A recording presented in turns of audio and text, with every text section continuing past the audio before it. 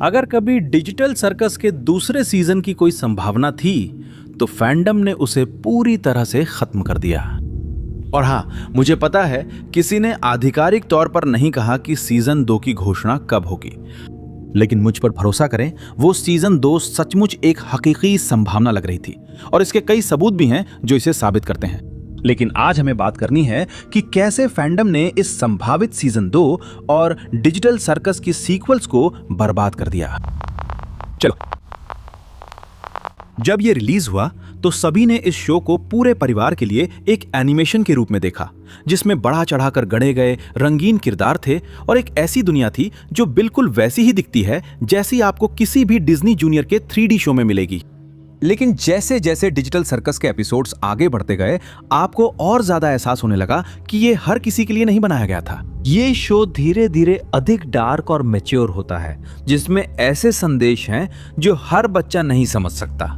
यही इसकी शुरुआत से मंशा थी। कहानी, एपिसोड्स और यहां तक कि अंत भी डिजिटल सर्कस के शुरू होने से पहले ही प्लान कर लिए गए थे। तो फिर जब आपकी मुख्य सोच अब ऑडियंस से उतना नहीं जुड़ती, तो आप और एपिसोड्स कैसे बना सकते हैं? हम यहाँ ऐसे रैंडम एडवेंचर्स की बात नहीं कर रहे जहां किरदारों की मजेदार हरकतें देखकर आप एंजॉय करें। यही डिजिटल सर्कस की असली पहचान नहीं।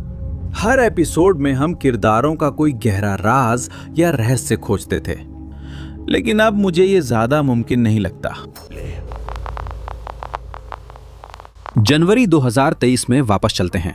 गूज़वर्क्स, जो इसकी निर्माता हैं, उन्होंने ये पोस्ट किया। मैं अभी उठी हूँ, लेकिन वाह, आखिरकार मैं इस शानदार डिजिटल सर्कस के बारे में बात कर सकती हूँ। और 3 साल बाद उन्होंने ये पोस्ट किया। मैं इस फ्रेंचाइजी को 3 मीटर लंबी छड़ी से भी फिर कभी नहीं छूऊंगी। वाह, ये क्या बात है।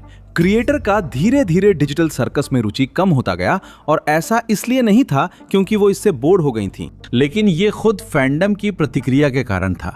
जब भी उन्हें डिजिटल सर्कस की कोई चीज पसंद नहीं आती थी, और भले ही वो कभी कभी कहती थीं कि उन्हें अपनी सीरीज के बारे में दूसरों की बातों से फर्क नहीं पड़ता, लेकिन ऐसा लगता था कि उन्हें वाकई फर्क पड़ता था।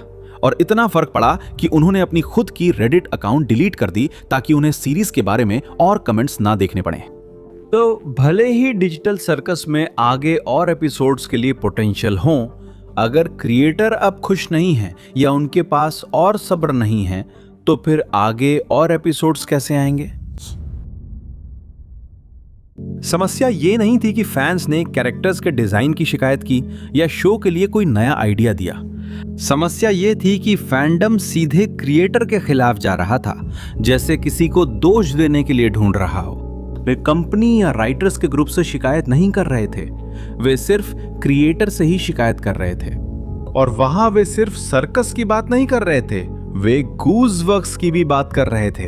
वो बस सर्कस से जुड़े मुद्दों पर अपनी ईमानदार राय देती थी, और फैंस तुरंत उस पर हमला कर देते थे क्योंकि उसने एक आम इंसान की तरह अपनी राय दी थी। जरा सोचिए, हर दिन कई सीजन तक आपको व्यक्तिगत रूप से निशाना बनाया जाए। सच कहूं, मुझे नहीं लगता कोई इंसान इसे ज्यादा देर सह सकता है। ये सब तब तक चला जब तक उसने नहीं कहा कि ये खत्म होने पर वो फ्रेंचाइजी को फिर कभी ना छूने पर विचार कर रही थी। जो तस्वीर हमने शुरुआत में देखी थी, उसके पीछे बहुत लंबी कहानी है, लेकिन जो चीज मेरी सबसे ज्यादा ध्यान खींचती है वो है लीक होना। ब्राजीलियाई डबिंग स्टूडियो द्वारा डिजिटल सर्कस के एपिसोड 9 का जल्दी लीक हो जाना।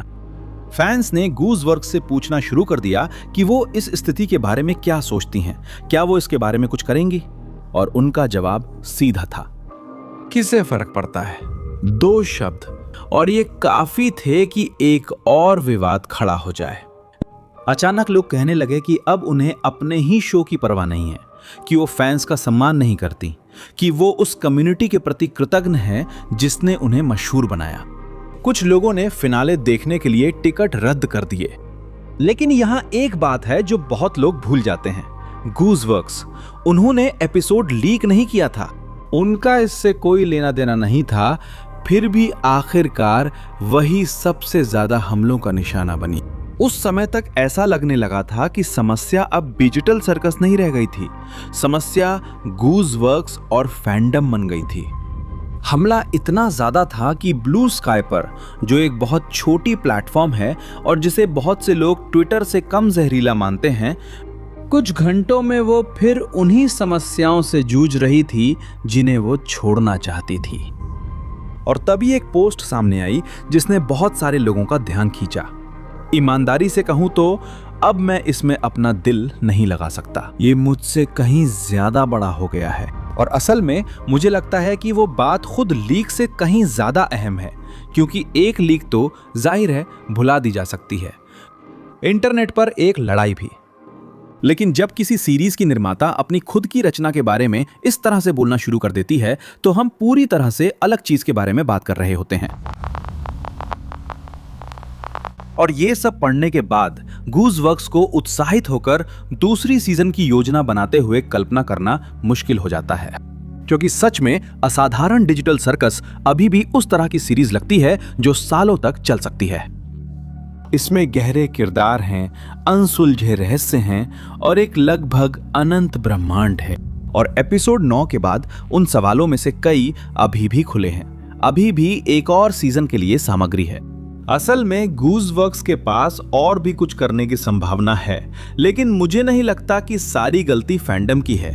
और मुझे पता है कि ये शायद कुछ लोगों को परेशान करेगा, क्योंकि हाँ, हमलों का वजूद था, हाँ, कुछ लोग बेवकूफों जैसा बर्ताव कर रहे थे और समुदाय का एक बड़ा हिस्सा किसी भी चर्चा को जंग में बदल देता था। लेकिन गूज़वर्क्स के पास अब भी एक विकल्प था, दूर रहना, सोशल मीडिया बंद करना, टिप्पणियां नजरअंदाज करना या लोगों की बातें पढ़ना छोड़ना। आखिरकार कोई और उसकी जगह कहानी तय नहीं कर रहा था। किसी और ने एपिसोड 9 नहीं लिखा था और ना ही सीरीज के अहम फैसले लिए थे। ये सब कुछ अभी भी उसके नियंत्रण में था। इसीलिए मुझे लगता है कि असलियत कि सीजन 2 या स्पिन ऑफ्स या कोई और आगे की कहानी क्यों नहीं होगी, कहीं ना कहीं बीच में है। फैंडम ने समस्या बनाई, लेकिन गूज़वर्क्स ने भी उससे दूरी बनाने के लिए ज्यादा कुछ नहीं किया। और उन सालों भर की थकावट के बाद हम ठीक उसी जगह पर आ गए हैं जहां आज हैं। और एपिसोड 9 के बाद कई कहानियां अधूरी रह गईं, रहस्य बचे रह गए और इस ब्रह्मांड को सालों तक आगे बढ़ाने के लिए काफी आइडियाज थे। इसी वजह से इतनी सारी लोग दूसरे सीजन की बात करते रहते हैं, क्योंकि सर्कस अधूरा नहीं रह गया, बल्कि इसलिए क्योंकि ये दुनिया अब भी ऐसी लगती है जिसमें बताने के लिए बहुत कुछ बाकी है। सच कहूं तो मुझे नहीं लगता डिजिटल सर्कस की कहानियां खत्म हुई हैं या गूज़वर्क्स के पास आइडियाज की कमी है। जो चीज खत्म होती दिख रही है वो है उनकी सहनशीलता। और यही बात इस पूरी स्थिति को इतना भयानक बना देती है, क्योंकि अगर कभी हम दूसरे सीजन और स्पिन ऑफ्स या यहां तक कि एक अगली कड़ी भी देखें तो वो किसी और के द्वारा बनाई जाएगी। ऐसा नहीं होगा, क्योंकि डिजिटल सर्कस को चलना जरूरी था। शायद गूज़वर्क्स नेटफ्लिक्स को अधिकार बेचते, या फिर ऐसे व्यक्ति को जिसके बारे में वो जानती हो कि वो बिना जबरदस्ती कहानी को आगे बढ़ा सकता है, या इस तरह ढाले कि उसकी असली पहचान न खोए। अब ये गूज़वर्क्स नहीं रहेगा। तो मुझे बताइए, क्या फैंडम ने सच में डिजिटल सर्कस का भविष्य बर्बाद कर दिया? क्या गूज़वर्क्स सफलता के साथ आई सब चीजों से थक गई थी?